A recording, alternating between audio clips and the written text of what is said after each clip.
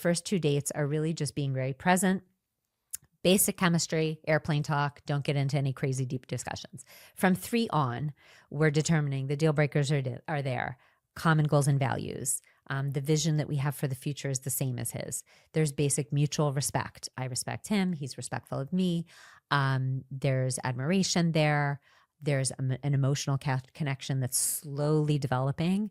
There's a basic physical attraction that's slowly developing. So that's basically from 3 dates on. We're just every date, we want to know the person better and better.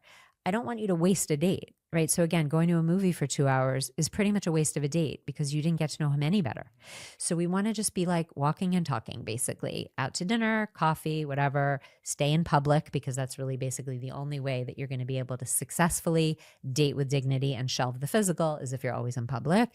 And you're just really focusing on what we call tachlis, which means concrete, practical, making sure we're compatible.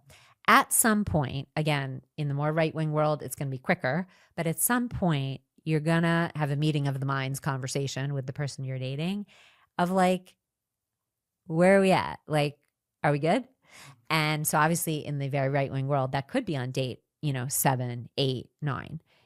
For most of my clients, it's going to be, a month and a half, 2, 3 months, something like that, maybe 6 months, depending on if they're really dating in the secular world. Maybe it would even take a year. As long as they're trying to keep it kosher, especially in the beginning, I'm okay with that. I don't tell someone what to do in terms of like if they're, I don't make them conform to like the Orthodox way of dating. I'm trying to give them the tools to date successfully with Jewish dating wisdom as best they can. And I'm a realist, obviously. I don't expect everyone to do 0 to 100. Obviously, that's not what I did. But at some point, you're going to have a conversation where you're like, yeah. Okay, wow, this is exciting.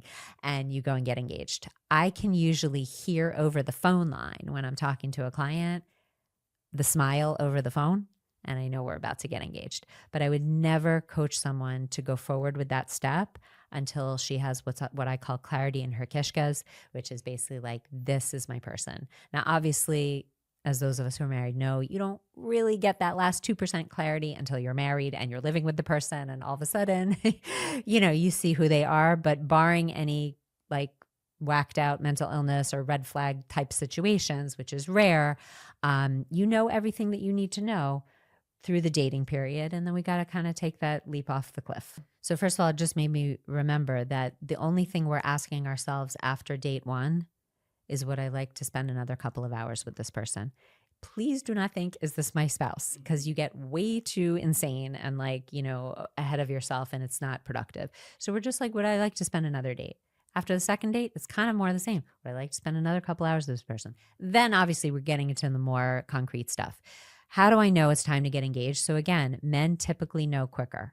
So, I've had one exception to this where he was a bit of an overthinker about all decisions in his life. So I wasn't worried. I told the girl, it's okay, we're going to be patient, because I spoke to actually the guy's father, and the father was like, oh, he was like this with everything.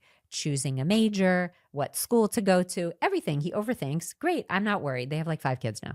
So, but typically guys know, again, within about 5 minutes to 2 dates, they know. So it's kind of a different dating advice for a man. If a guy has been dating for a while and he's not really feeling it, maybe there's something it's not right. But for women, it can often take some time because, again, it takes time to develop that emotional connection. And that's really what a woman needs to be like, okay, I think this is my person. I feel like he's going to be there for me. He's a mensch, right? He's a good guy. He's going to be there for me, through pregnancy and post-pregnancy and like life's difficulties. You should feel, I really love being with this person. I'm married over a quarter of a century. And if I haven't seen my husband the whole day, I'm like excited to see him at the end of the day. And it's not that, oh my gosh, like I can't eat or breathe from like when you were 15, okay, or in the movies. It's like, this is my best friend. Like I miss him so much and I love being with him. So you want to feel at the end of the day before engagement, this is the person that I just love being in their presence. He makes me laugh. We just feel comfortable together. You're attracted. The basics are there. Go for it.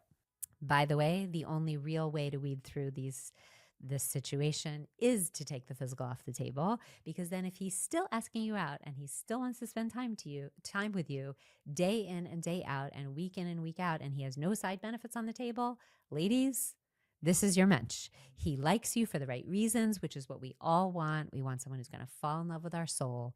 He likes you for the right reasons. He's sticking around despite no, side benefits, and he's ready to go to the next stage in life. We don't want someone who's going to schlep us out for 3 years and then waste our childbearing years. And meanwhile, then he's like, oh, actually, right? And one last thing on this is when guys are very honest, actually. And when a guy tells you he's just not in a place for a serious relationship, please believe him. He's being honest.